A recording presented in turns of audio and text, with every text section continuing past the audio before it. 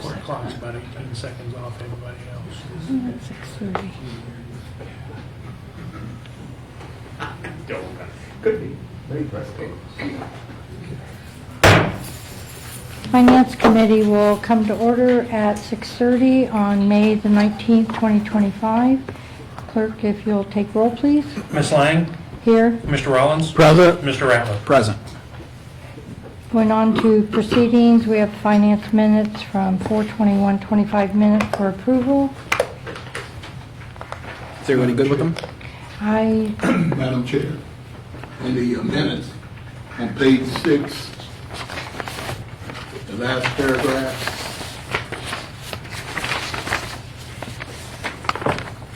also, clerk, I'd like to let you know that my last name is spelled with an S, not a C. It says on there that Treasury said that the reason it was canceled because I forgot. No, I didn't forget. I was never aware that I was supposed to have it posted 24 hours before. I didn't forget it. I was never aware. I think that's in the recording too, that I didn't know I was supposed to have it posted and have the agenda. You said, Mr. Reese.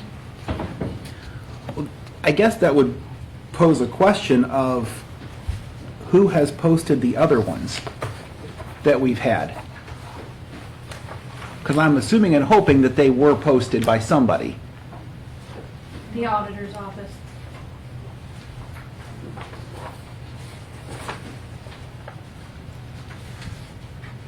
Are there any other change? So I guess why did that process change this time around? So generally, it's whatever member of the TIV calls the meeting is the one that actually posts the agenda. Okay. So generally, it's been the auditor's office that has called the TIV meetings. This is the first time that Treasury's called a meeting.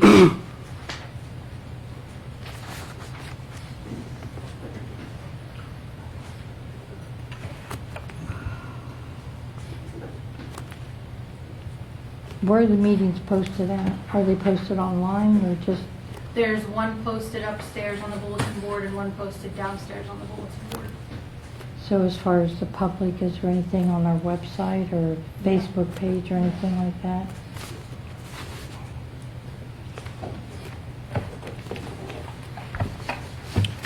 So I'm going to assume we are going to change the spelling of his name to have a correct spelling. And it will say something to the effect of, Treasurer Reese said the reason the TIB was canceled is because he was not aware of his need to post a 24-hour public notice. Correct. Would that be correct? Yeah. I didn't. Okay.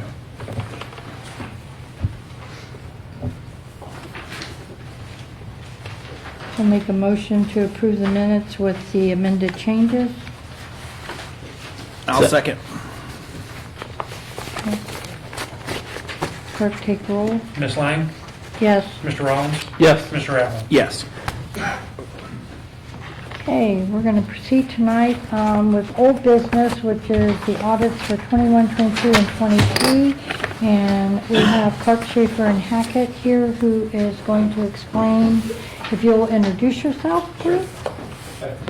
I'm Brian Mosier with Clark Schaefer Hackett. I'm a shareholder out of our Columbus office and the chair of our government services group. So I work with state and local governments throughout the year doing audits and consulting and different things like that. We won the proposal to start the 2022 audit, what seems like forever ago now. And I've been patiently waiting to start that audit, and it seems like it's getting close to time to do that. I talked with the auditor of state, not the auditor of state, the auditor of state's office, this afternoon, and they intend on still issuing your 2021 audit by the end of June, which is kind of what I plan to do today. Is one, introduce myself, answer any questions that you all may have, and then also talk through a timeline of trying to get you caught up on your audit process, because obviously we're quite far behind now, and I just want to talk about how we kind of get back to a normal time frame. And I think that's basically what our question is can we piggyback? And if so, how would that, Yeah, if you want, how would that happen? Yeah, I prepared just a draft schedule that we can talk about. For you. And so what I wanted to clarify, first of all, is that I've seen in different minutes in the news, maybe some confusion on what Charles E. Harris has been doing versus what the Auditor State's doing. So Charles E. Harris is doing what we call compilation services. So they've prepared your financial statements for 2021, and the Auditor State's doing the audit. We actually had a contract to do both the audit, which is contracted through you and the Auditor State, and the compilation services for 2022. When we submitted the quote for the compilation services for 2022, it was intended to be on the GAAP basis of financial statements, which obviously you switched from that to cash basis for 21. And as I was contemplating this, I think probably the best way forward to get caught up quickly to a normal schedule is to stick with the cash basis for the next 3 years of audits, would be my recommendation, but obviously it's the city's choice on what basis of accounting you use. So the schedule I presented to you, first, it assumes a 2021 audit release date of June 30th, 2025 or earlier. If it drags into July or August for whatever reason, this schedule will have to be revamped a little bit. It also assumes prompt responses from the city auditor and all the departments during our audit process. But my proposal is to do the fiscal year end December 31st, 2022 audit on the cash basis and get that done by September 30th of 25. The 23 audit on the cash basis, get that done by the end of this calendar year. The 24 audit on the cash basis, get that done by March 31st, 2026. And then for the December 2025 audit, what I suggest is we could switch to the GAAP basis at that point and get that done by September 30th, 2026, which would be when your federal single audit is due. So the 2025 audit would then be filed timely with the Federal Audit Clearinghouse on the GAAP basis. And then lastly, typically our contracts between cities and the Auditor State, we have 6 months to do an audit after year end. And so then finally, then the 2026 audit would be on the GAAP basis, and we would get that done by June 30th, 2027. So be fully caught up on the audit time frame. That's my proposal. Some reasons why. And I talked with Bob Hinkle, who I know talked with you, and he's basically fine on whatever we agree to as long as we get an accelerated process. I know at one point they talked about doing like the next 3 audits grouped together. That gets to be a little bit cumbersome, especially because they're all going to be federal single audits that have to be issued separately, and it's kind of a question on when you issue what. So I think it's going to be cleanest to do kind of this 3-month cycle for each of the audits to get caught up to speed, and then to move forward again and then meet your 2025 single audit filing deadline and then get caught up on the 6-month cycle for the next And year. that's doing the financial statement. Yeah, so this proposal, again, if you want to continue with us to do the compilation, the quote we gave back in 2022 would not be the same because that was on a GAAP basis. So we had quoted $18,500 to do the compilation. You can see here that would drop to $10,000 for the first year, then $7,750 for the next 2 years on a cash basis. And then any year that you switch from cash to GAAP, it's going to be more time consuming, more costly to do a compilation. So that's why it jumps to $23,000 and back down to $20,000 for the next year when you get to the GAAP basis. And then the other thing to note is that the audit contract that we have would have to be modified because, again, we are assuming that we're going to do an audit on the GAAP basis. Cash basis audits are not as expensive. So I went through our proposal and scraped out all the hours that had to do with GAAP accounts, and so that's the modified numbers over there in the far right column that we would suggest for our audit, to reduce our audit contract to meet the cash basis of accounting. And so again, I'm happy to answer any questions that you all may have. Obviously, by consolidating a lot of these fees into 1 year, it's going to be more than you expected to pay for an audit in any given year, but it's the same total fees that was in our original proposal. Actually, the audit fees are reduced from our original proposal since it would be on a cash basis for 3 of those years. So again, I'm happy to answer any questions that you guys may have, or if you have feedback on this schedule that you think is not doable or not acceptable, I'd like to hear that too. I think the doability is going to depend on the auditor. It'll be a lot of work on the auditor's office. I mean, she'll basically be audited consistently for 12 months, 12 to 18 straight months to get caught up on the schedule, but I think that pain will be worth it again to get caught up if we'll be able to reapply for a new bond rating and get that improved and everything like that. Do you have any feedback on that, Marion?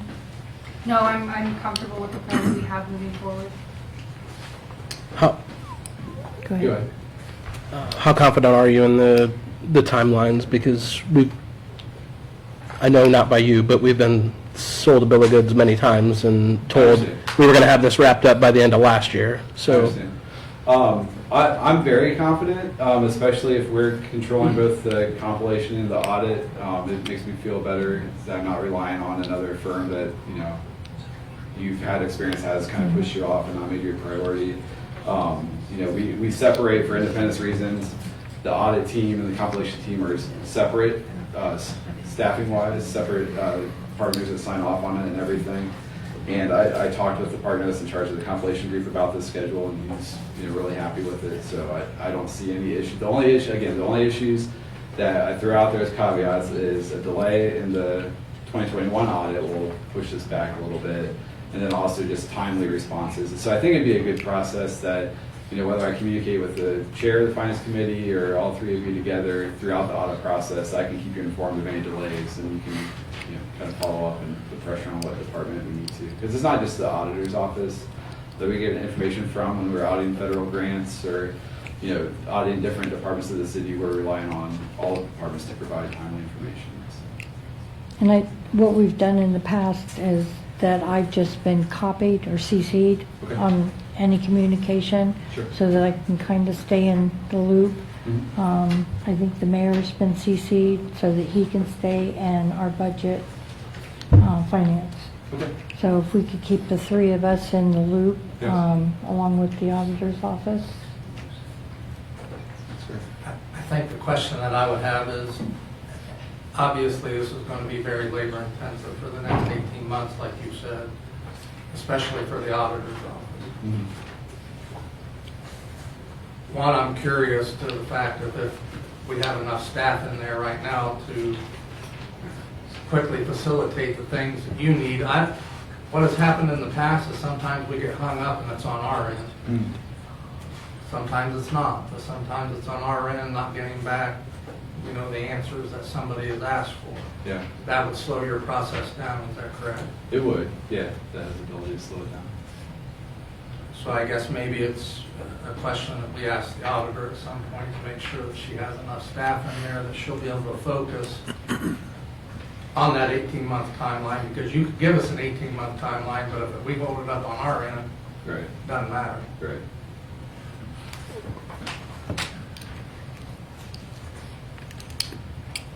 Couple things for me is that one, first of all, when you have an approved contract and you're coming to us now saying it's going to be less work than you anticipated, and you are lowering the fees by $8,500 on the first part and $11,000 3 times over on the second part, that's good, because you start gaining trust, I think, right from the beginning.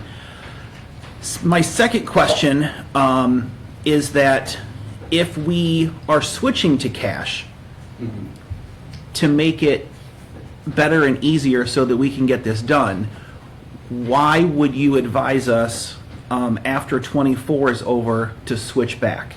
And it's your decision. One thing that I was concerned about, because I have been following some of the news, just because, as I said, I've been waiting to do our job. But I'm not necessarily convinced that the S&P will take these cash-based audits and say bond rating's good now. I don't know and how they'll necessarily view that. That may be a question for bond counsel or if you can connect with S&P at all. That's one of my concerns, is that they might not improve your bond rating until you go back to the cash basis, because that's what You mean go back to the gap? Gap basis, because that's what they've been used to seeing. But to your point, if they're fine with cash basis and they just are more concerned about getting caught up, we could definitely keep this cash until we get to the right place, which if we stay on that cadence, we would be back. We'll be back September of 26. Yeah. Yeah, we could get I mean, it would still be the same thing that we could maybe get the 2025 filed by June 30th, which would be on time with the Otter Estates normal deadlines. And then for 2026, we couldn't file, until June of 27. And we wouldn't normally file until June of 27 Right. anyway. So if you wanted to try to meet the June 30th deadline for the 2025 audit, we could stay cash, or you could stay cash for all 5 years if that's the choice that the city wants to make. Well, if they're not going to accept those and give us a bond rating, I was just looking for the reason why, Yeah. and I didn't know. I'm not sure anybody did. And they may or may not, and I don't know if they'll tell you, if you got a hold of them and asked, I don't even know if they would give you a straight answer, because lots of times it depends what's in the financial Right. statements too. And so, Right.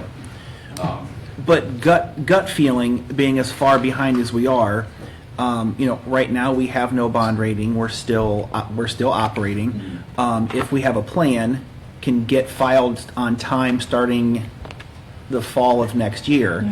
and could apply for it after that. Right. Okay. My other question, I guess, would be more for administration or the auditor, is that looking just rough in my head, if we're doing 22, 3, 4, and 5 by the end of next year, it's about $200,000. Do we have that? Do we have that budgeted in the proper budgets Not to for do that? 26. So what we would do, what I would propose is when I do my budget, I would do my normal budget and then do the amended amount, the difference of what we would need to do the additional as under the amended. Okay. That way it's not inflating the original budget. Okay. That would be my, And then the way that your billing works, is it like a certain amount up front before the year starts, or do you get paid at the end of each year, or how does? Yeah, so we bill throughout the audit timeframe. So Okay. for the 2022 audit, we haven't billed anything yet, and we would bill starting July 1st. Okay. Then we get started then. Starting July Okay. 1st of 25 and bill through September 30th.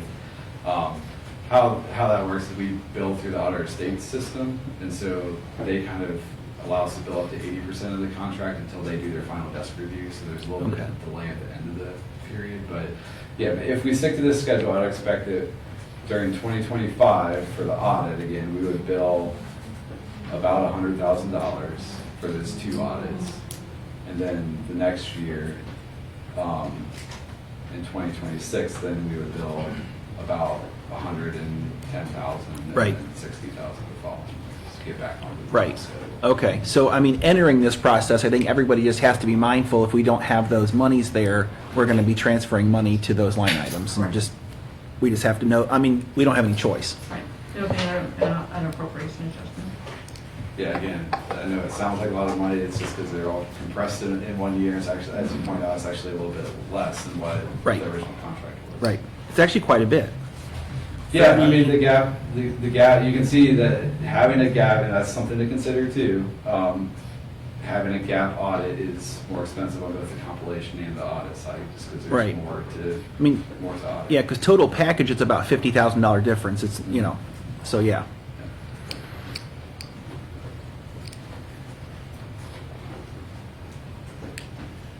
Well, we're eager to get this done, so. Yeah. I am too. So I've been patiently Very, waiting. very I've been, eager. Checking the state's website every day, seeing if it's ready to go. But, yeah. If there's no other questions, thank you. Okay. Yes, thank you. Appreciate your time. Thank you. Looking forward to getting this done. Moving on to item number 2, or still under item 1, do you have an update for 2021 about it? I don't have an update, as Brian mentioned, they're kind of hoping to get it done by June 30th, but I haven't had any communication. Okay. Moving on to item number 2, penalties and appeals. Any updates? I did receive one piece of correspondence last week. It was we need additional 60 days. I can't remember the time frame, but I can get that updated on the spreadsheet and send it out. Thank you.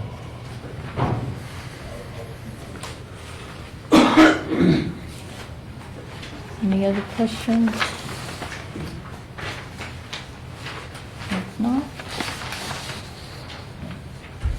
Moving on to item number 3. Ordinance 2025. You'll go ahead and read, please.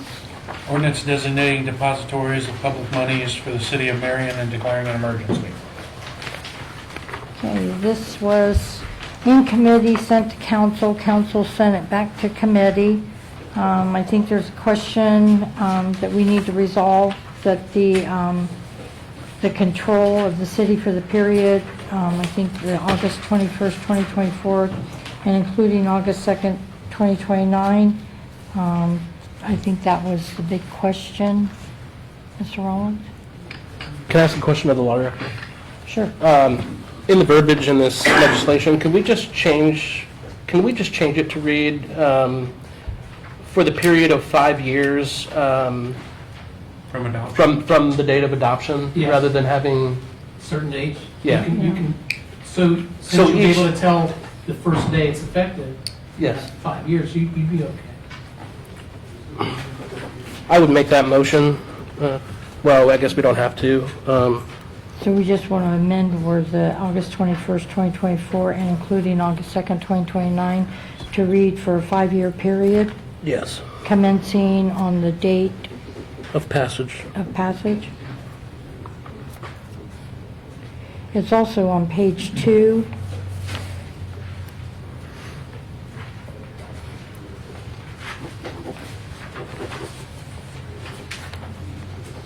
No, section 2, last sentence, same,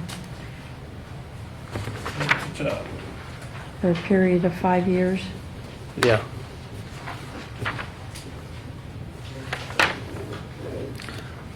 My next question is, when does our current one expire? Because I was thinking it was in 26, but I don't know.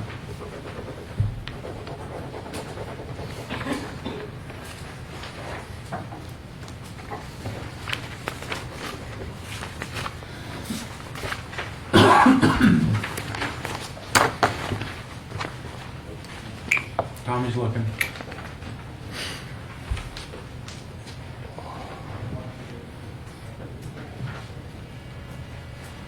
If I'm not mistaken, it was September of 2026.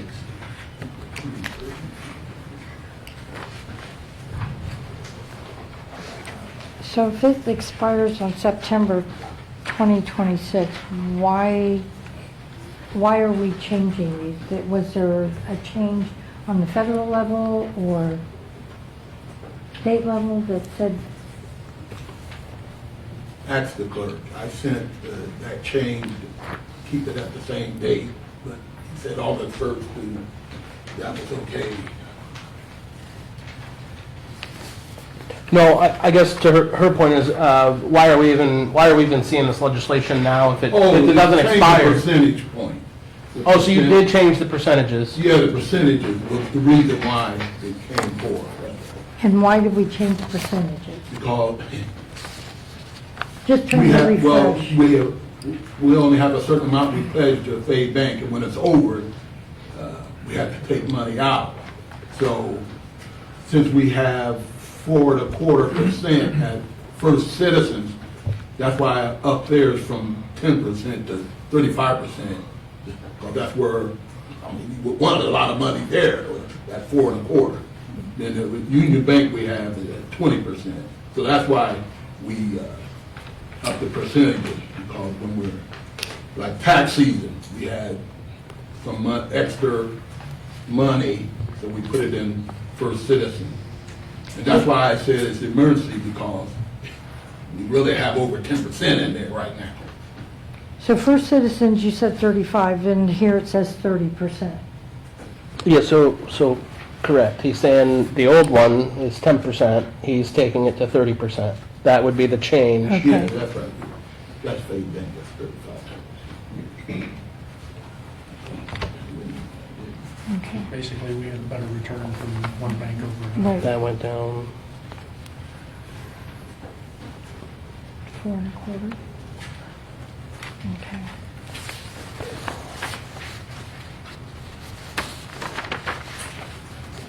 Was there any other changes that needed to be made? Or questions? I Well, think that the other set of questions from council the other night, and if you read the legislation, it's very specific. A couple times in there, it talks about that applications have been received from eligible institutions, and that the applications are on file in the treasurer's office. And so I think we were looking for assurance that we That we have have on applications and that they're all on file. One of the TIP meetings we went to, the law director wanted me to bring all those papers before, and I did present them all. That the auditor and myself had signed with the bank. Okay. And that was in 23? I don't know which meeting that was. Because it hasn't been any, okay. So they're all on file and, Yeah. So the reference was to, I believe, a meeting that took place in 2023, and at that time, we did review, and we found that the treasurer had applications. I don't know what's taken place since then. So just to 100% clarify, I believe there's 8 in between the two lists. We have everything on file for all 8 institutions in your office.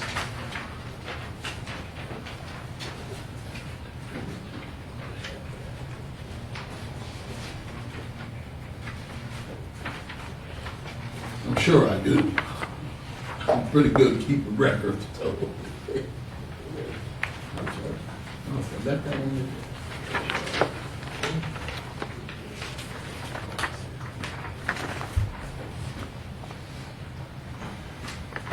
Well, assuming this comes out tonight, can you just follow up with an email in the next week and just to double check that? Yes.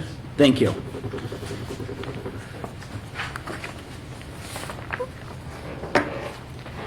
I will make a motion to send this to council with a recommendation to approve with the changes that we've discussed here tonight. I'll second that. who is going to make those changes? You are clear on the changes, correct? Yes. And you are making those, correct? Yes. Okay. Okay, And thank I will you. have them verified by the law director before I put them in the packet. Okay, thank you. Clerk, take roll, please. Ms. Lang? Yes. Mr. Rollins? Yes. Mr. Ratliff? Yes.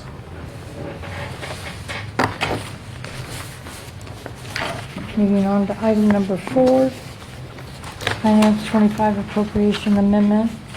Clerk, if you'll go ahead and read, please. Ordinance making adjustments to appropriations for the year ending December 31st, 2025. And this is appropriations coming from Ms. Courtwright.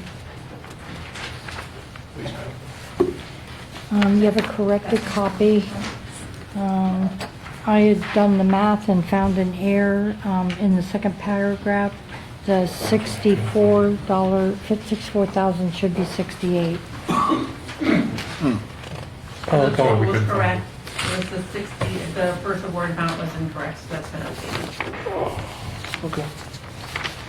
And the police chief is here to answer any questions if you have any of those from the police department. Madam Chair, so we have applied for and have been granted 2 different grants. The first one pertains to body-worn cameras. And what we applied for and what we were awarded was $18,000 and change for overtime to eliminate the backlog of public record requests. Supplies is a new computer to help us process those, and professional services is $48,000 and change. And what that is doing is taking 3 generations of video storage, combining them into one database, so it'll be cheaper to maintain, easier to find things going forward. Also, we'll provide an interface with our public records system to the storage database so we can attach video records right to police reports. So we've applied, we've been awarded, but we have not yet accepted the money on that. The second part of this is also the same. We've applied, we've been awarded, but not yet accepted grants for new radios. Our police radios are obsolete.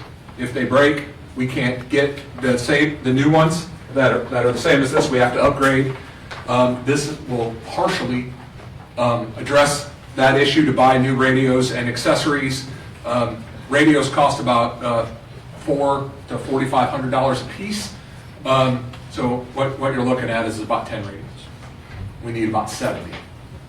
So we're going to keep looking for grant dollars to replace these. And they work perfectly fine right now. It's just when we break them, they won't fix it.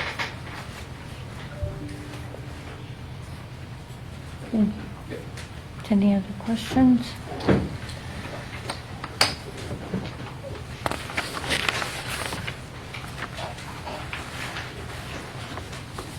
I'll make a motion to send this to council with a recommendation to approve. I'll second. Clerk, take roll. Ms. Lang? Yes. Mr. Rollins? Yes. Mr. Ratliff? Yes.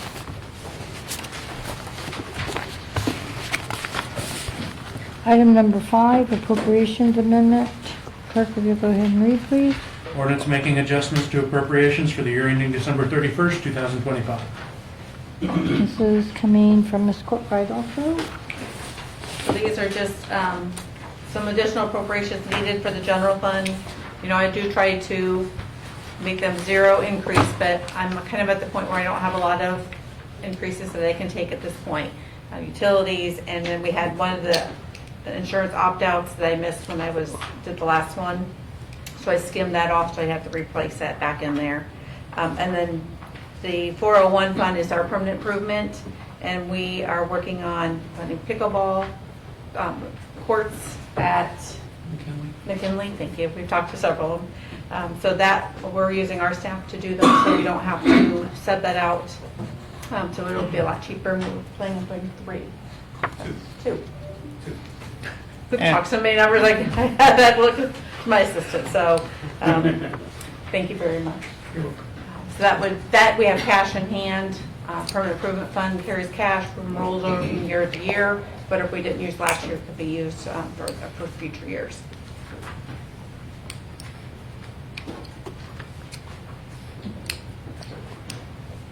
Motion to send on with a recommendation for approval. Second. Clerk, take roll, please. Ms. Lang? Yes. Mr. Rollins? Yes.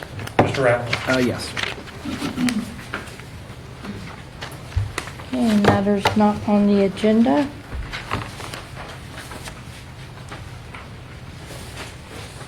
I only have one question. Mr. Reeves, how is the training coming for the reconciliation process? There's no training.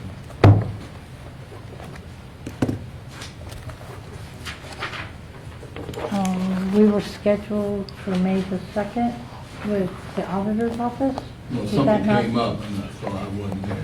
Have you rescheduled, or will you reschedule? No, I haven't rescheduled. Are you going to reschedule? Well, I don't know.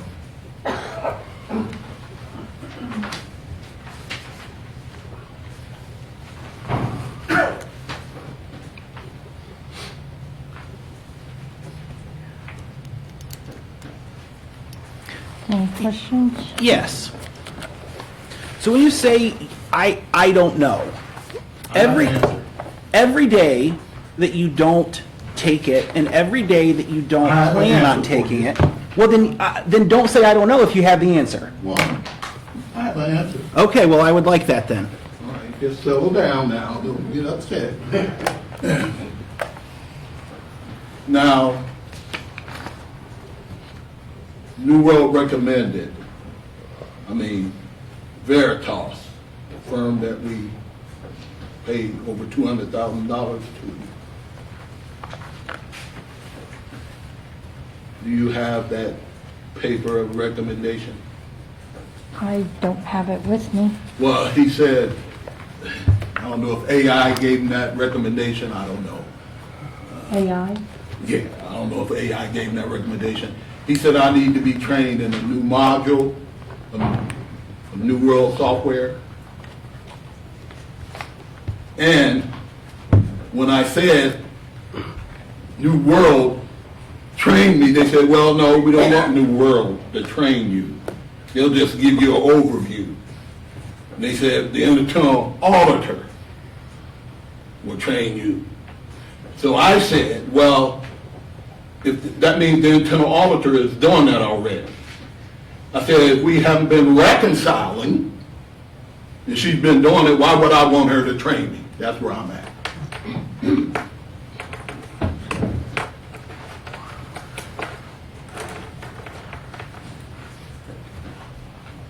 My answer is it's not her job, it's your job. And she's doing it so that the reconciliations are done current and up to date. Somebody's got to do it, and she's. Who's been doing it these past 3 years I've been in office? I don't think anybody was. I would argue we haven't been doing reconciliation, haven't. sir. And it, You guys appropriated $4,000 in 2022 for me to be trained by New World to reconcile. I've been doing that. I've been doing what I was trained to do. Okay? and we added a new module Right. that needs. And I just told you, and I just answered you what my reasons were. And for all the people here that have jobs, do you know how much new stuff is thrown at us every day? I mean, we're talking about one module here. You didn't hear me, did you? I've heard this for 2 years now. No, you haven't heard it for 2 years. Yes, I have. We have been talking about the need for reconciliations for at least 5 while I've been on city council. Well, I haven't been here 5 years. I have, and we haven't done reconciliations right since. It's not my fault. It's becoming your fault because we have a process now. That was one of the reasons we paid. You don't have a process. I just told you, I told them that New World trained me, and they said, are you listening? No, because every time this happens, No, he recommended New World. I be trained in a module of New World. I said, well, let New World train me. And they said, no, they would not. I'm not going to sit here and argue and explain it. And I said, they said the internal auditor will train me. I said, well, have we reconciled since she's been doing it? So why would I want somebody to train me and we haven't been reconciling the way she do it? She's doing it correctly. you understand that it's supposed to be it is your responsibility to do it. When was that supposed to be my responsibility? Oh my God. Have you? It was the day that you took office. No, it wasn't. It I absolutely was is. trained by New World. By the Ohio Revised Code, you have duties. You have not done those duties in over 3 years. And so what we did... Whoa. You trying to tell me the treasurer before me was doing it right? No. No, y'all just now catching up?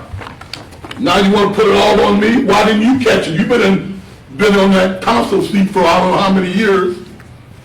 20. Yes, why didn't you And catch so- it? Why do you have to wait till I get in office? If you will let me respond to you... No, I'm doing what you did when I first came in. You that's wouldn't let fine. me talk. Well, then Back in 2022. when you're done, let me know and I will respond. You don't have a good response.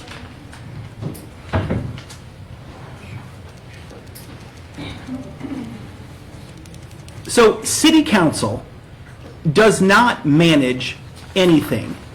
We are part-time that show up at City Council meetings, and as long as things are running smoothly, we have no reason to delve into any office in this entire city. But when our books are completely screwed up, we pay $200 and some thousand of taxpayer dollars to have an expert come in here and give us an overall and an overview. And they say that the treasurer is not completing their duties by the Ohio Revised Code. No, he didn't say by the Ohio Revised. Okay, I thought you were done, and you were letting me talk now. You're talking, but you're stating something wrong. And so, Madam Chairman, can you recognize me? Please, Mr. Reese, if you'll allow Mr. Ratliff to speak. So we have somebody that came in that said it is not being done. The treasurer's office is not doing his job by the Ohio Revised Code. That he needs to further training to learn how to do it. We put $3,000 in for training for him to learn how to do the rest of his job, and he won't do the training. He wants to go on the radio and say he's 75-25, he might quit, he might do it. He's not sure. But in over 3 years, he has never, not one day, not 1 month, performed the job that he's being paid to do, and he wants to sit on the fence, 75-25, I'm not sure, wants to sit here tonight and say, I haven't rescheduled, and I'm not sure if I'm even going to. Meanwhile, our books have been messed up, and we can't fix the books and keep them good unless people know how and are willing to do their jobs. And that's not even arguable. Was it my turn now, or what? I could recognize this. Back and forth, what we gonna do here? Well, the Ohio Revised Code, Section 733.43, Accounts of Treasurer. The treasurer of a municipal corporation shall keep an accurate account of A, all monies received by him showing the amount thereof, the time received, from whom, and on what account received. And B, all disbursements made by him showing the amount thereof, the time made, to whom, and on what account paid. He shall so arrange his books that the amount received and paid on account of separate funds or specific appropriations shall be exhibited in separate accounts. In addition to ordinary duties of such treasurer, he shall have such powers and perform such duties as are required by any ordinance of the municipal corporation not inconsistent with Title VII of the Revised Code and not incompatible with the nature of his office. So basically, this says that you are responsible for all receivables and disbursements. Law director.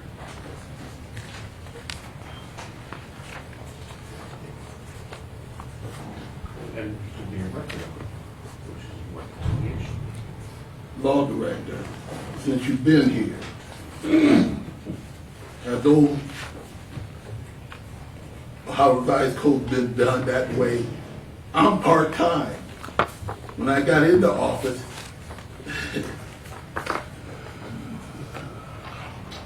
Madam Chairperson, it appears the treasurer has presented a question to myself.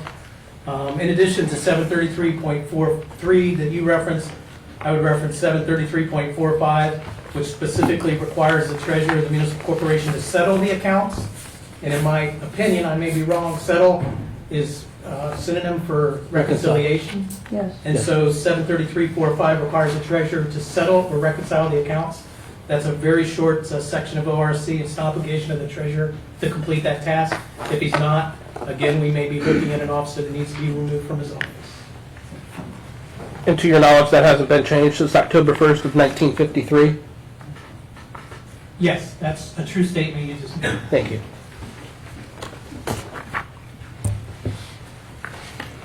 And so, if you, I don't want this to be personal. And if you don't want to do the job, I think everybody gets You told it. me when I first got here, you said, you told me to resign when I wasn't even in office a month, and I wasn't even trained on New World. So why don't you say that now? What I told you back then, and I... No, I'm just telling you the truth. Calm down. I'm calm. I'm just telling you the truth. I wasn't in office a month, you told me to resign. I wasn't trained in New World or anything. So say it now. But the point is now you have been trained. No, I want him to say it now. No. Say what now? What he was talking about in January of 2022. What I said back then is that if you don't know how to do the job and you're not willing to learn, you should leave. Did I get trained? You guys appropriated money and I got trained. So you mean if I didn't want to know the job? I got trained. You're only doing part of the job. That's what he said. So now you want me to change after 3 years? Yeah, now we want you to do all of your job. I understand that. I understand what you're saying. I understand that. You guys didn't get in this deep enough before I got here. Now you want to get all...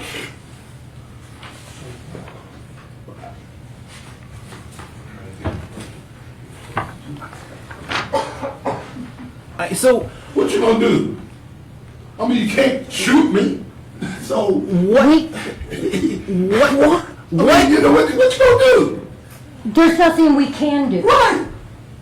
So, as it stands right now, because council doesn't have any jurisdiction over your office, is the only thing we can tell the public is that we are not gonna have reconciled accounts to know what the Well, treasurer reconcile and them auditor. You are, the two of you have to work together. Who? You are the second set of eyes. We can't have just one office doing everything. If so, we don't need a treasurer then. Possibly. The I city, mean, all I know, when I was trained, everybody's saying you're doing a good job and everything else. And all of a sudden, you get this Veritas in here and everything else, and all of a sudden, at first y'all said, me and the internal audit need to switch jobs. So that, I mean, I don't get it. I mean, really, I don't get it. I mean, if we're supposed to switch jobs, that means she's already doing what she wants me to do, that she's been doing. I mean, come on now, you're double talking. You're two-timing. Come on, switch jobs. What good is that gonna do? I'm gonna be doing the same thing she's doing now, and we're not reconciling. Then she's gonna take over my job. It don't make sense to me. she's not gonna take over your job. You guys said we switch. And see, that's what I mean. Y'all just saying a bunch of stuff. You don't know what you want. And I don't want to be a part of it. I mean, does anybody in the box have any words of wisdom here? Because I'm at a complete loss. Me too. That's why I'm talking the way I am. I'm at a complete loss. Everybody got different stories. Can we move on? Move on. Okay. Are there any other questions, matters not on the agenda? I just wanted to point out the email that I sent earlier this week to council. I know that we've talked multiple times about the $4 million that have come out of our account. Mr. Showers here now. So I just kind of put a little outline, and since I just want to make sure that others hear this, the two big areas of our $4 million are infrastructure projects and paving, both of which we need. And typically in Ohio, a lot of those projects end in the fall, late in the year. That's when we have the most of our money is also going out the door. We have a lot of outflow in October, November, December, last quarter of the year. So I just wanted to point out some of the projects. I mean, so I put in here the infrastructure projects, all of which were, because these are applied 12 to 18 months before the projects begin. So these are all done prior to this administration coming on. So I just want to make sure, and I don't know that all these come out when we're approving budgets. I know the detail I give is probably a lot more than what you probably were getting before, so I just want to point these out. I did send it in an email. Lee Street, Chicago and Johnson, Brightwood, Jard, Garfield, Holland Road. Holland Road is a bonus for us because we're paying $100,000 for a $3.3 million project. So that one is really just going to be a reimbursement issue and some timing of getting the money back to us. But that's still $4.9 million that are budgeted for 2025.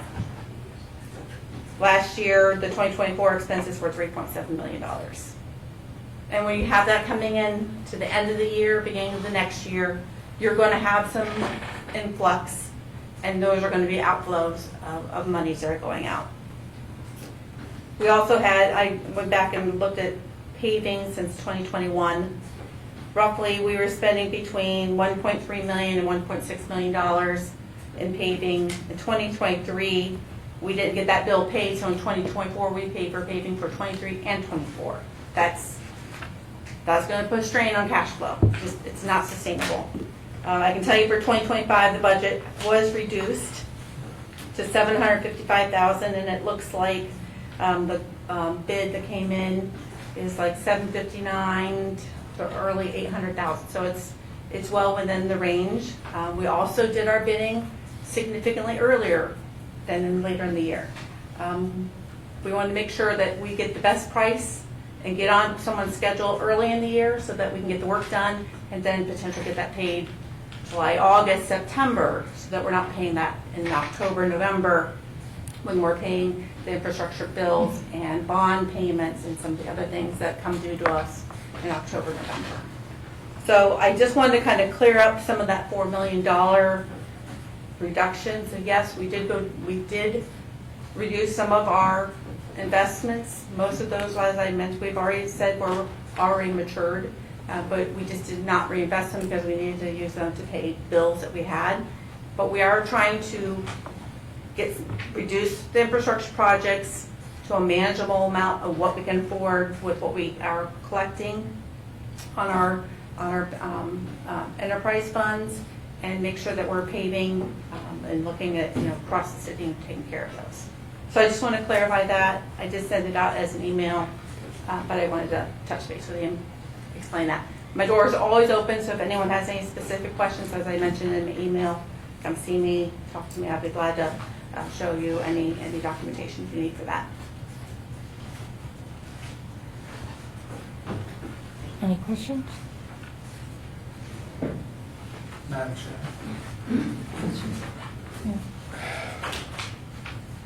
At the risk of just wanting to sit here and not say anything, I think I figured out why my blood pressure medicine probably went up today rather than down. That's a true statement. When you work in a place every day and the treasurer's office and the auditor's office don't even talk to each other, it makes it very difficult. It's very problematic. But as Councilman Ratliff so correctly stated, I have no control over either one of those offices. I can no more than, I can make recommendations, which we have made recommendations in the past. We thought that we would do better on a pay system that was automated, and we've made some changes there, and I think that will be a good change.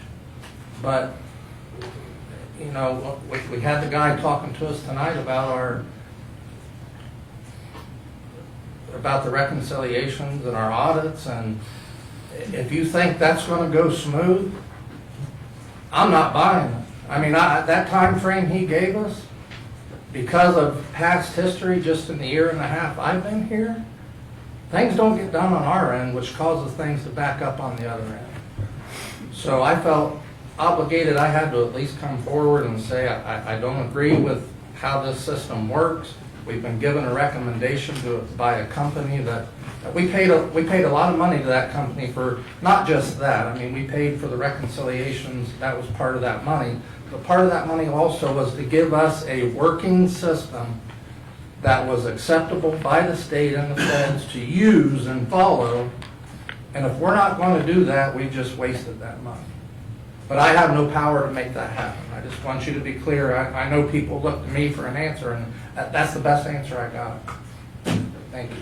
If city council were to do a vote of no confidence, would you sign that? I would seriously consider it, yeah. I have a question for Mr. Russell.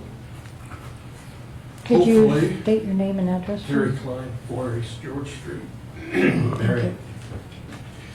Mr. Russell, do I understand correctly, a writ of mandamus compels someone to do a job?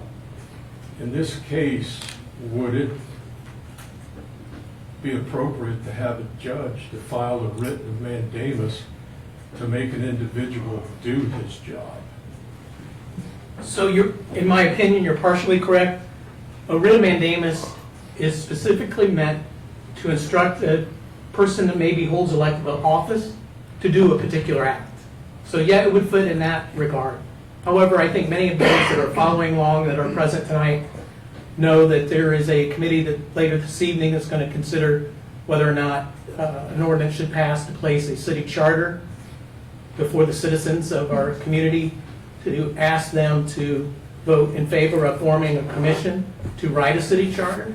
Many persons have expressed the desire to replace the elected auditor and elected treasurer with an appointed director of finance, and limit the charter to that, just to fix what we've been talking about for approximately an hour. So there's a lot of different steps that are taking place to try to make corrective actions happen. And I mentioned one earlier. That is, if the treasurer, at the end of the day, if there's a clear understanding that he has no intent to complete the requirements of his job, there is a process in the Ohio Revised Code that allows 3 electors in the city to file an affidavit that would cause a jury trial to take place in the probate court, and a jury from Marion would determine whether or not that office holder should be removed from office. So hopefully somewhere in there I answered your question. What would be the path of least resistance and least cost? So in my opinion, I think it would be helpful during this week, because I don't understand the particulars 100%. I think I've got them 90%, and I'm basing it on what I've been told that Veritas was talking about. And the auditor can correct me and make it more accurate, but currently the internal auditor is reconciling the expenditures or the receipts. You know what? She's doing both. She's reconciling both the expenditures and the receipts.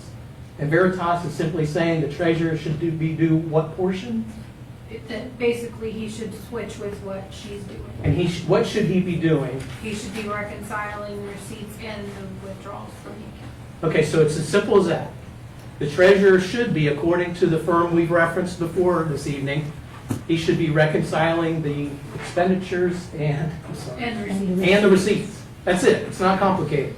The treasurer's duties to settle his account according to Ohio Revised Code is to reconcile those 2 items.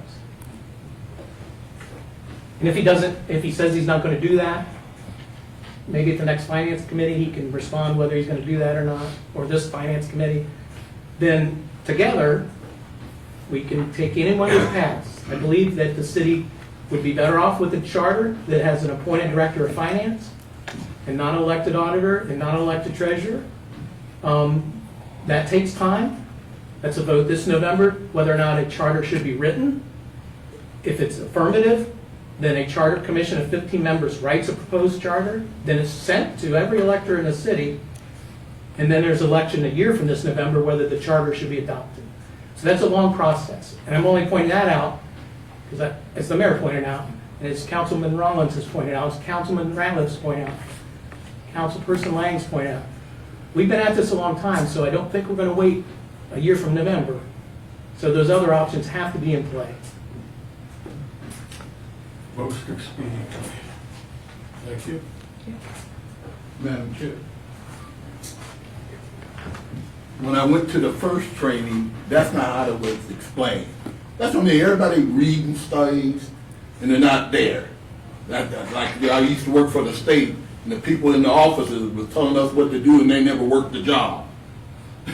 And everything. But what I'm saying is that what he's saying, it is that simple, but that's not the way it was explained to me. In other words, Okay. whoever, they need to be with me when they see the training, how it was being done. Okay, If it's that simple, I believe I can understand simple things. the bottom line is, things change. I'm not saying that. Bottom line, things change. And sometimes we have to go along with the change. The changes were made, you need to go along with the changes, or we need to move forward. Because we can't make you do anything. It's up Now, to you.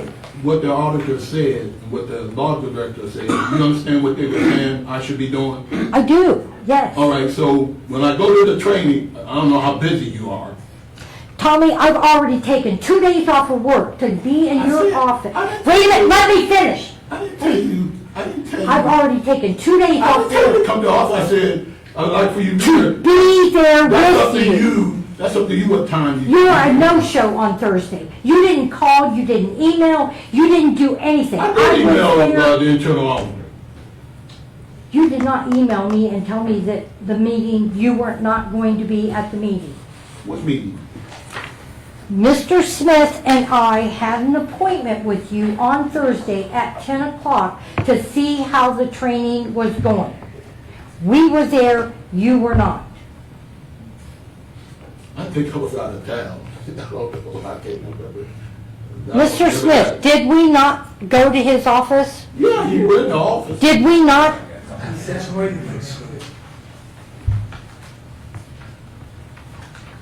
Is there any other questions or concerns? If not, we're adjourned, 7:30.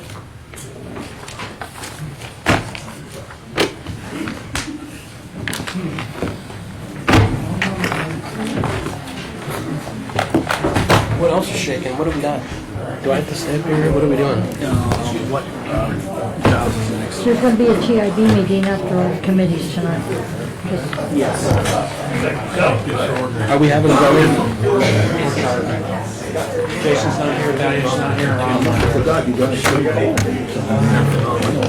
I have a calendar. I'm too busy. We confirmed that appointment.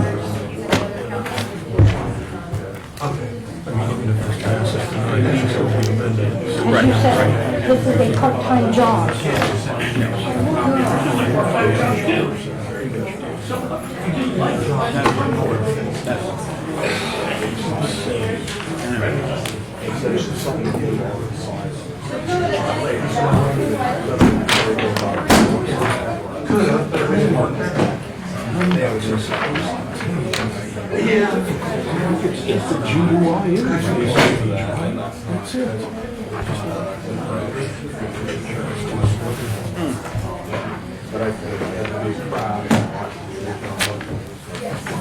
It's your meeting tonight, huh? Oh, okay, thank you. And rerun.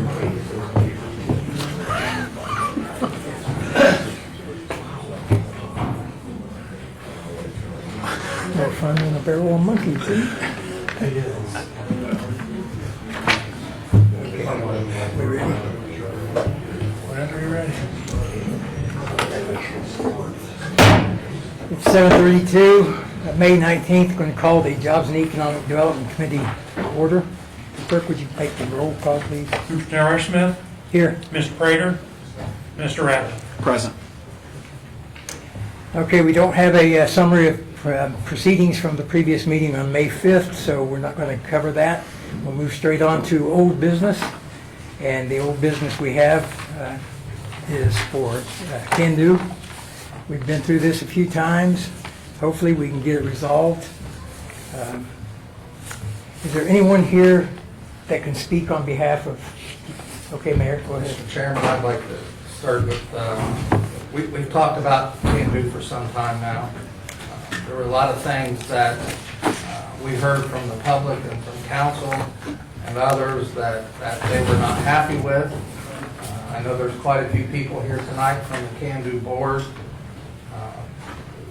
Action was taken to try to rectify some of those issues that council and the public had issue with.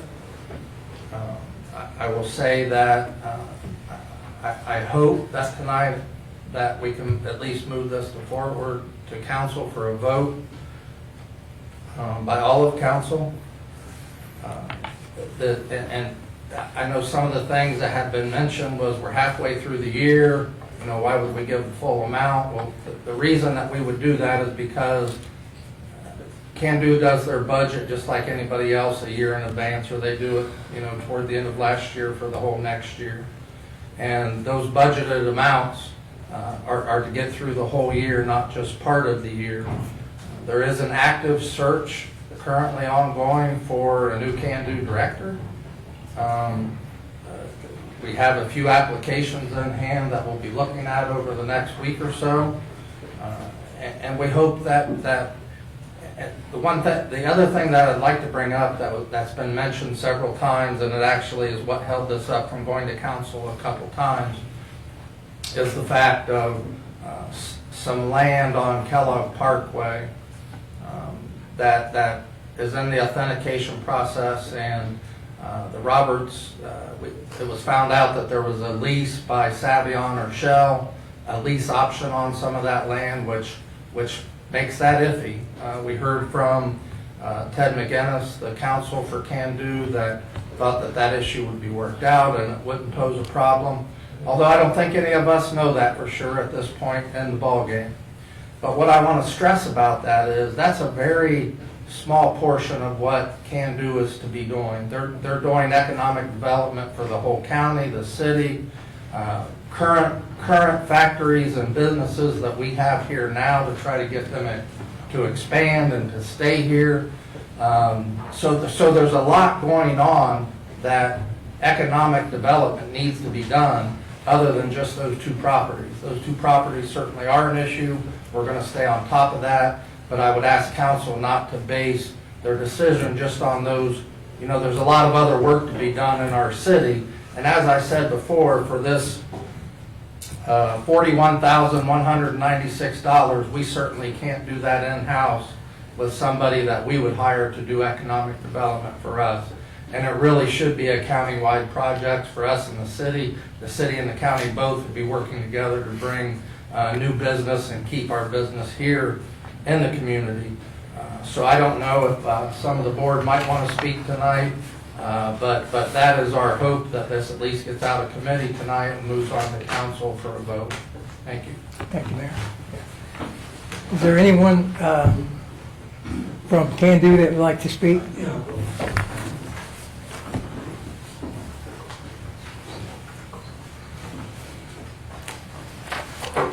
My name's Kevin Smith, and I'm the chairman of the board of Can-Do.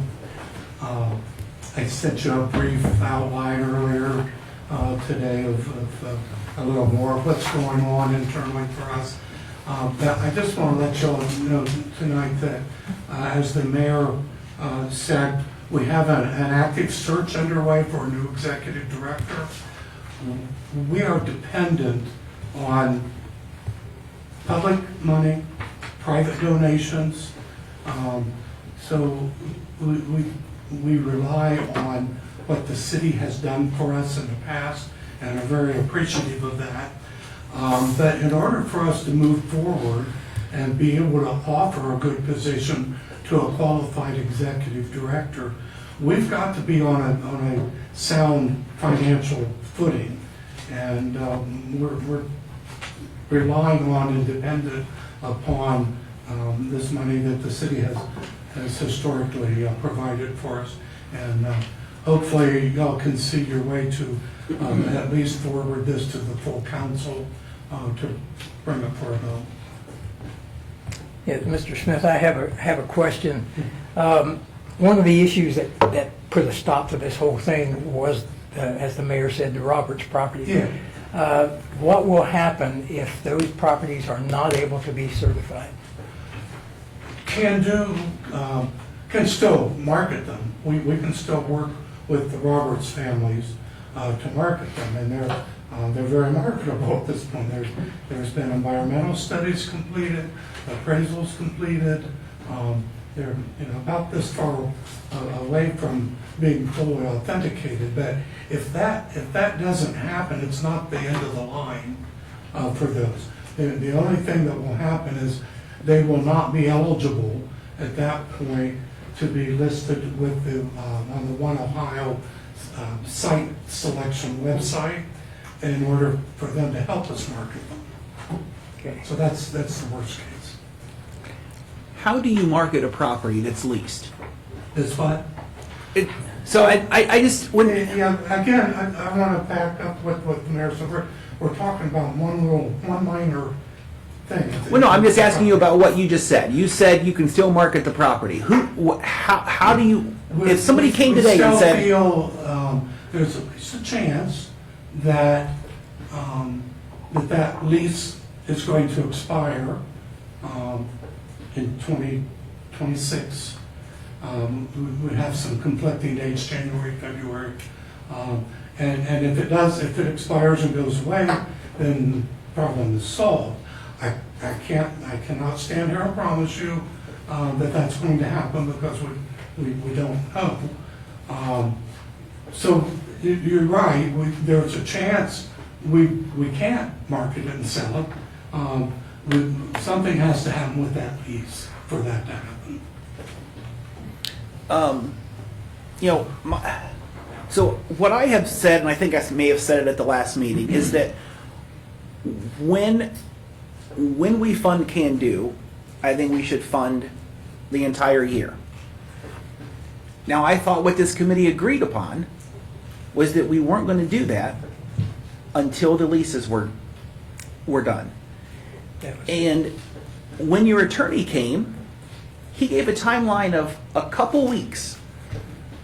And that's been 6 weeks ago. several months, I feel like. And so, and even when I read your email, you can't do some of the things on there with leased property. And, I don't believe I made any mention of that property well, in particular. continue the site authentication process through One Columbus. For other properties. Well, that involves more than the Roberts property. And what I feel has taken place is that there was pressure put on director, I don't know what Gus Comstock's title was, executive director, whatever that it was, and that his departure has kind of made it seem like it's okay. And in my opinion, he wasn't the problem. I mean, I think that, maybe he was part of some, but I don't think his departure is just, well, now we have a green light to, because we have the same issues we had before he left. I agree. And so the last time that your council spoke to us, there was going to be follow-up with where those leases were. I haven't received any. Neither I. Nor have we. We have not seen the lease. That's a private matter between Savion and the property owners. Well, the lease is public. No, the memorandum of lease is public. Okay. It gives no details. It just states there's a lease. Okay. That's all. And the people who have control of that have declined to share it publicly. So we're a bit in the dark here as well. And that's why I'm asking, though, for the overall benefit of the city and county with all of the work that goes on at Can Do, not just the Roberts properties, that we would love to see this move on. I agree that the Roberts properties are only a small portion of what Can Do does. And I'm not sure that that particular portion should stop the whole works. I agree with that. With the funding that the city gives you, you're going to go ahead and use it for other things besides the Roberts. That's a thorn, but we need to deal with that later Yeah. because it's not going to happen today. It was in our budget, and Right. it's being missed right now. Yeah, I think that the Roberts properties have put a stop to the whole thing, Yeah. and it should not have really. The Gus Comstock thing, that was another problem, and that's been dealt with. So I think that, in my opinion, the funding should go forward, or we should go ahead and move this on to full council, let full council decide what to do with it. What do you think? I am sticking by what our original decision. I think that you may very well have the votes to do that at your next round of committees when everybody's here. But the votes are not there tonight to do it. And hopefully in the next 2 weeks, we can get an update. Hopefully we can learn what's going on with them. Hopefully we learn that they are terminated. That's just, it's not what my gut feeling is. Especially because there has been activity out there, especially because they have given money. I don't look for them to cut a check and then leave. It doesn't even make sense that's what businesses do. And so, and I just think until we can answer questions that people have of us, of what we've spent their money on in the past and what we've spent their money on now, knowing what we've spent it on in the past, I think we need those answers. So you think that because of the Roberts properties, we should stop all funding of Can-Do? That's what we've done so far, and that's what we agreed we were going to do. Well, and like you said earlier tonight, things change, and some things have changed. Some of the sticking points. I only have one. Okay. So it doesn't look like we're going to get anything done tonight? Yes, Mr. Barr. Sean Barr, First Ward City Council. I guess this question is for the law director. We have legislation coming forward, unfortunately zoning and annexation, which we will not quorum to have, but it's to prevent solar within the city limits except for accessory use. If that lease ends next year in 26, would that be grandfathered in for their extension clause? Or would that negate because they can't have solar within the city limit? So it's going to be difficult to answer because you're talking about legislation that's being proposed, it's not yet enacted. If that were to go through. And I don't know, as I stand here tonight, what permitting applications must be approved before there's regulatory approval by the state to install a solar array farm. So I can't answer it 100% tonight. But I think the council's focus is on adopting the proposed ordinance after everybody's had a chance to review it. So we should move expeditiously to do that. Most likely it'll be in the way of any applications in the future in regards to inside the city in a solar array farm within the city. I was just curious if you had a legal opinion on whether that would be grandfathered in or before, Well, they haven't made application. Before that extension. Well, they haven't made application. So if that's in place, in theory, Right. they could. I'm not aware of them That's why making the we're proper bringing that application. forward. So Yeah. I just wanted to bring that to everybody's attention that we are trying to go another route with that and try to prevent solar within the city limits except for accessory use. But we have to get that through before they make application. And we don't have quorum tonight. Yeah. Correct. Thank you. Okay. Yes, Mr. Ligneza?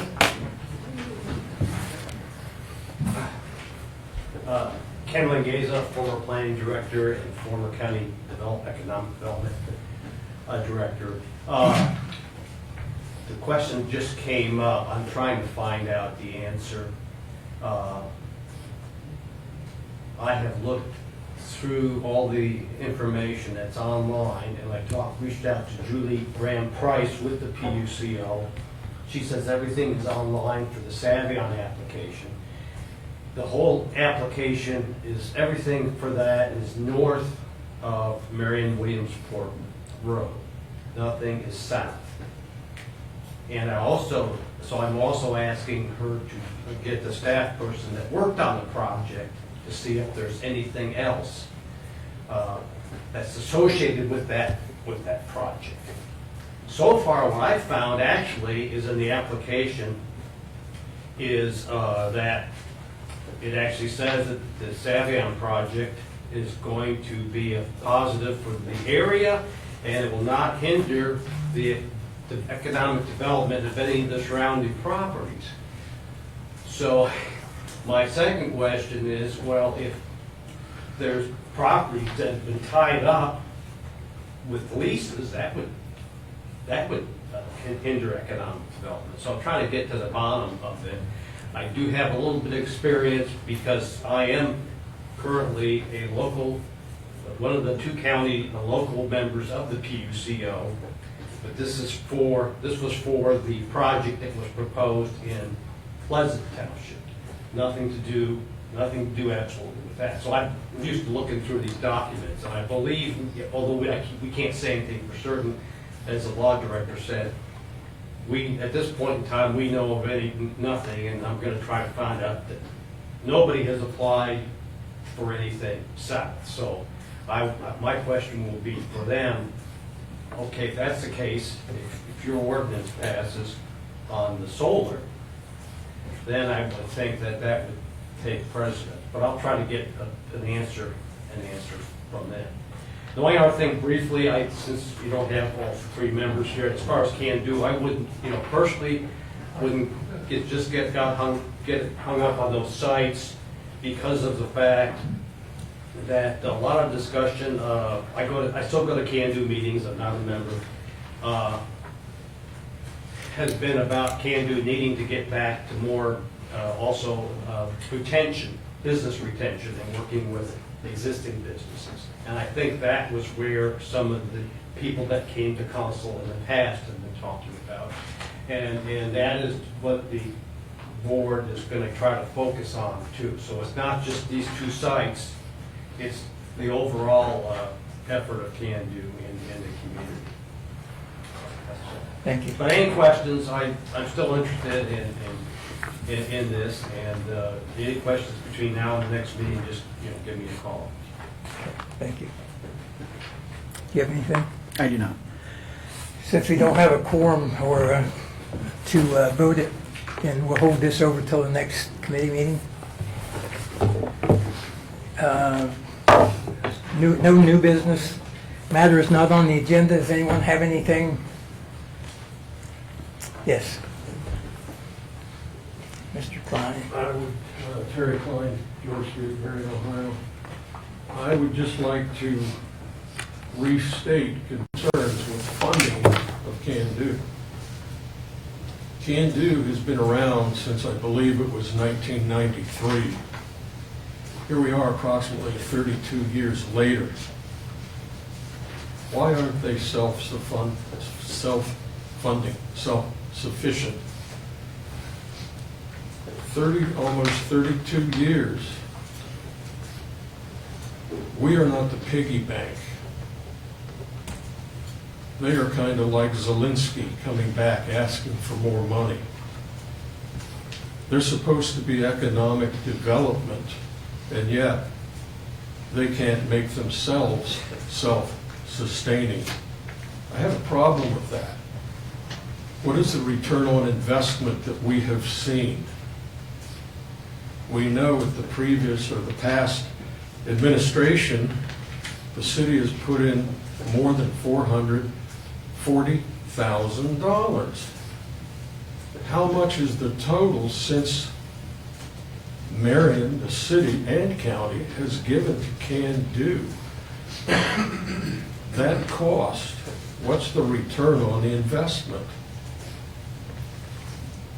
How many of you would keep investing your own money into something that you never saw a return, and yet, oh, we have to do this, FOMO, we have to do this, and you keep putting money in? Would that not be foolish? So, economic development is extremely important. I don't want to see this entity go down. It's been around, it needs support, and I think it needs better support than what has happened in the past 30-some years.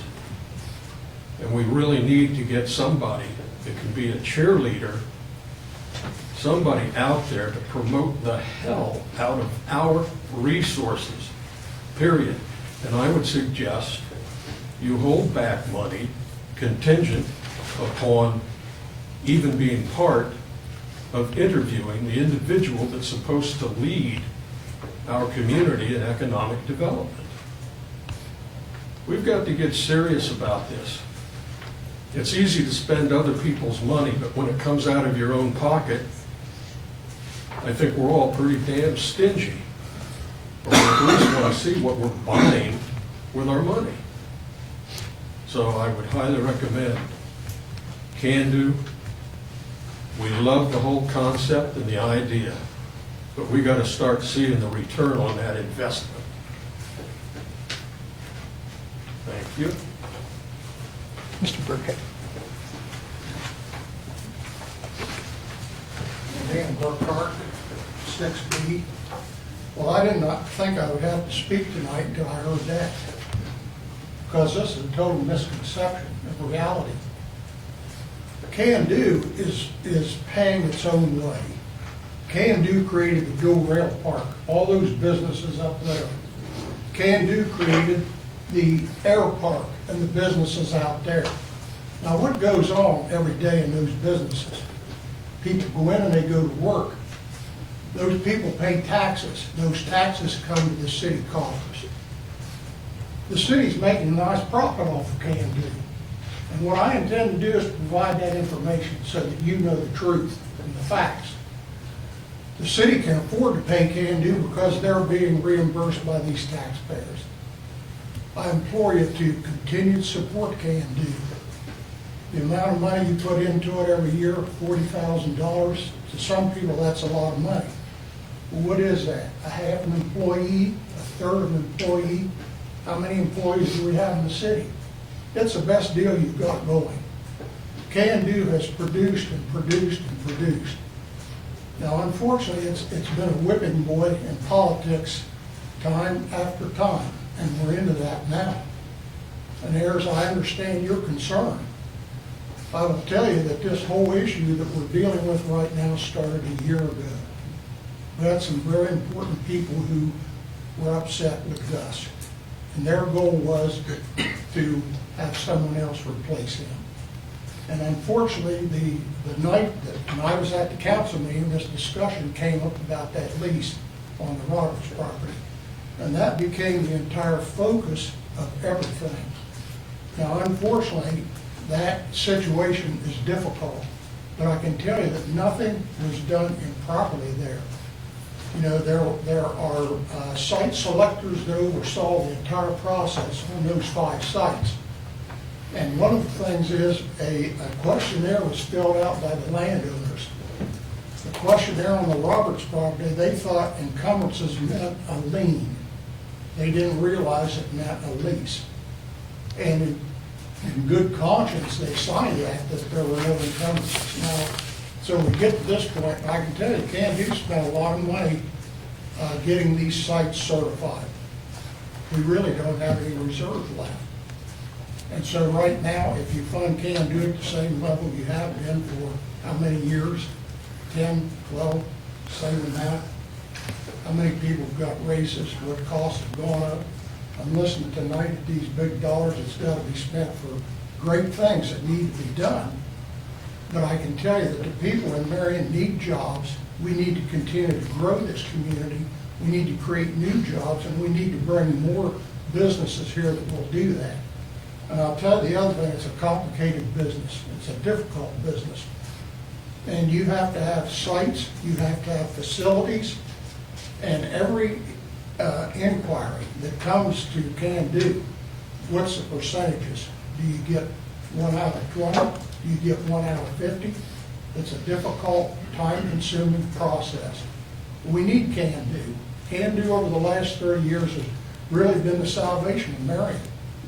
Because back in the 1980s, when we lost all those industries, and we were in a difficult situation, Can-Do was created in '93, turned that around.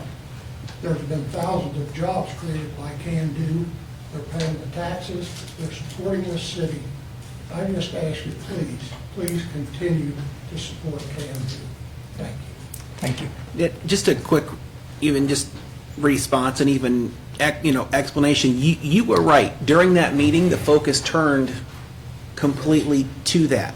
And you have to even understand the background there, that when we've been in discussions with your executive director in the past, and he was pointing out what properties are the most ready, what properties are on the cusp. And then you learn those are the properties you couldn't have developed anyway. Then you start asking yourself, what are we paying for? Because if this is what you've been focusing on, and you couldn't have developed them if you had a person there. And so the focus turned to that because of the information we had received in the year, 2, 3 years leading up to finding out that there were leases on those particular properties. And so, I hope that you understand why the focus went there. I do, I do, Mayor. I understand. I was here that night. I saw the whole thing develop to where it is now, that we're totally focused on that property up there, the Roberts, and there's so much more to be concerned with. It's unfortunate that's happened, but in the past, we've had people look at Marion, we maybe have gone through the process and it didn't work out, and it doesn't always work out. Right. It's like making sausage, they say. It's a tough situation, but I just appreciate you listening tonight. Sure. And I just want to reiterate too, I just think that, some people have a mindset that Gus Comstock is gone, everything is fine. And, I personally didn't have a problem with him. If somebody came to town and was sitting across the table from him, I have faith that they would leave saying, that guy knows what he's talking about. That guy is good. Now, from what I've heard, I don't know how much he did to get the person across the table from him. But again, if they were there, I have confidence that he would conduct a very good meeting with them. And I've been up here long enough to work with executive directors pre-Gus Comstock. And I would pick him over I think it was Craig Thompson prior to him, and we grew weary of that quickly. So that when we are interviewing for new people, certain personalities I don't think work well in that job, and I hope we've learned that from our past mistakes too. It brings me to a question, Mr. Ratliff. Other than the fact that at one time in the past, maybe 6 weeks ago, this committee said we'll hold this until we find out the particulars of the Roberts property lease. Other than that fact, what is your objection to moving this on to full council so that the 9 members of council can go ahead and decide whether they want to approve or disapprove? Well, my objection is the person who said they were going to follow up with us on that has never done that. And I think before, we move on this, I think we should know something about what we asked about back in February. And we still don't have an answer. And I don't know that they've really tried to give an answer. Now, who are you talking about in particular? Well, that would have been McInnes? yes, Mr. yes, McInnes? yes. Okay.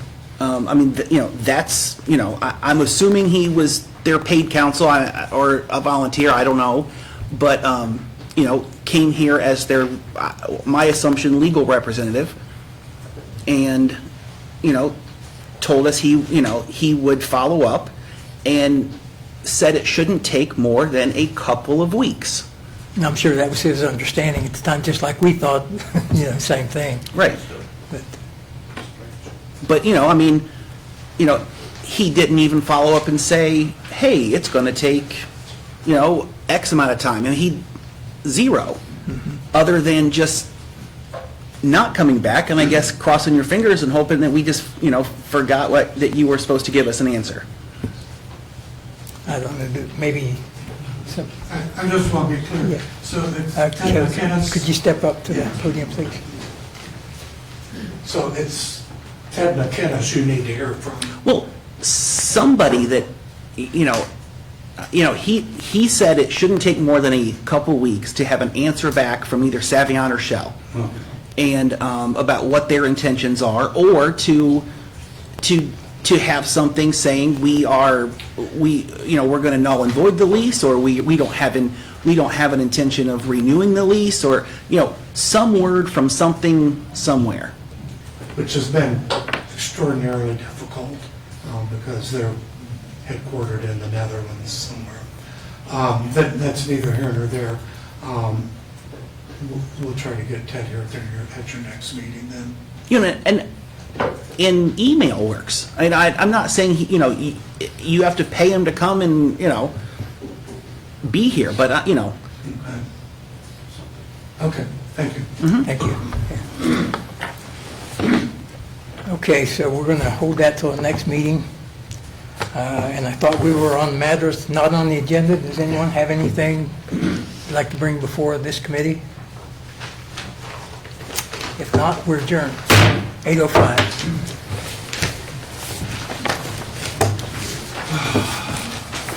And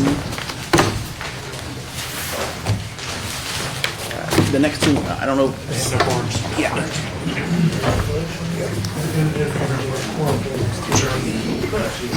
To declare there's no quorum.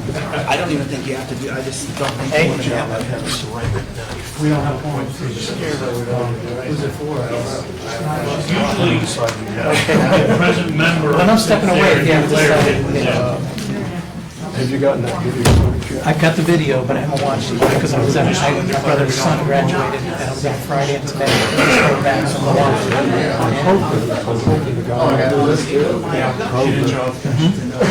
Has footage of me going out and then that other guy going out. The vest from the cam very catch. beginning. Well, He wasn't, I'll share with the vest cam. It's only with the vest cam. But I mean, I saw part of the vest cam, which was in the security office capturing when the truck exited its parking spot and then came around where you were walking on this. I'd seen that, but I want to see it all. Man, that's all right. But I will follow up. It's at the top of my list. Those are the questions that I had, and then I was looking, oh my gosh, the answers are in there. It's all done. I think I took the old charter ordinance and just updated the dates. And he approved it. Okay, so you got these dates in here. And I've got chapter 2. What he said, board of elections, secretary of state's manual for this. Yeah. Well, So you got this date here. we'll get back. Let me watch a video like that. Tissue, you guys will put that in the long record. So you don't have a quorum for the No. So we can go right into the treasury and this. No, I'm not hurry. I wanted to make sure. So you guys did this, you can walk it. Yeah, have you checked with the board of elections? That book that I wanted to get, the email, yeah, out of town, yeah, should be City council's decides. Yeah. When they're due, the due date's due. No, I don't think it's a big deal. Well, that's based on when you run for award, so that's all. So it's 25 signatures to be a commission member when you're a single person. Of course, if you group, then they treat it like you're running their law. So that's all it is. So I know those are just the same time. You're right. Yeah, let them know. Tell them. Ladies and gentlemen, we do not have a quorum for either the Legislative Codes Committee or the Zoning and Annexation Committee, so in about 3 minutes, the Treasury Investment Board is going to meet.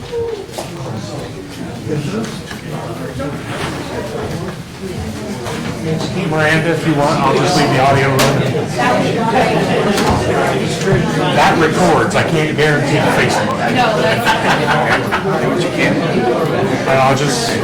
I got 5 chairs for you guys, and I'll leave the gavel out for whoever your president is. How busy of a day do you have tomorrow? I mean, I think we got every meeting. I'll take this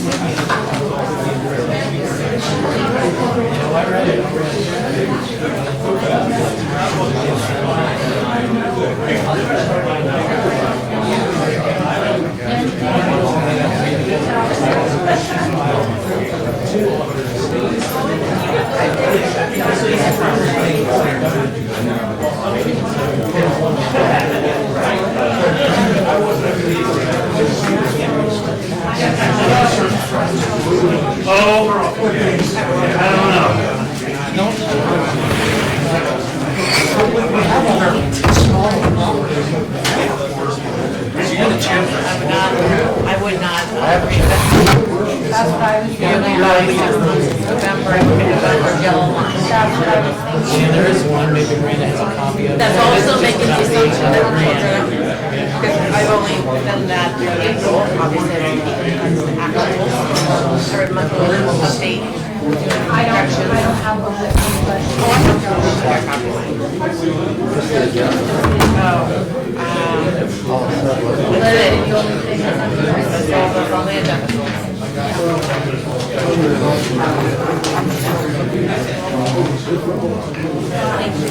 I don't know who your chairman is, but I'll lead you by gavel. It's the mayor. I did one of those.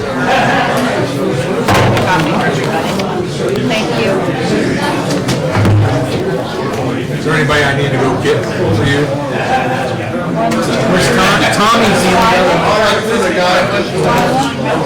I don't know if you want to be out. You're not voting. Go ahead, Mag.